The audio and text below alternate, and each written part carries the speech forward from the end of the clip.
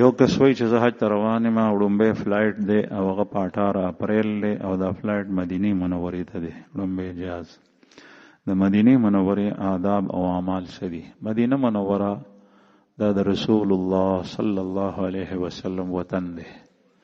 رسول الله صلی الله علیه وسلم دلته د خپل عمر آخري 30 کاله تیر کړي دي او بیا دلته مبارک مدفون هم دی. مسجد نبوي په ګټ کې ګس طرف ته روزه اطهر ده.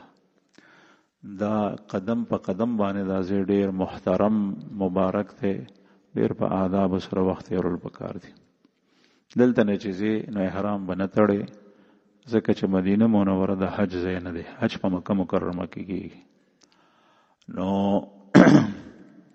چې کله آل تلاړ شي بیا د هغې ځای د حج خپل اعمال نشته دی، لیکن د هغې ځای خپل اعمال دي. په لارو کوڅو کې درود شریف ډیر په کثرت سره وایه او د رسول الله صلی الله علیه وسلم مبارک روزې ته د هغې باندې سلام اچولو دپاره ځه.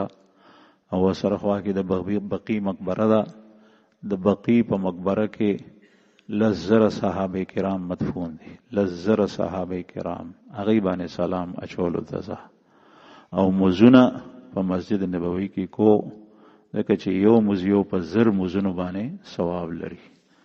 دا اعمال تلاوت د قرآن پاک ډېر ډېر کو، درود شریف ډېر ډېر وایه.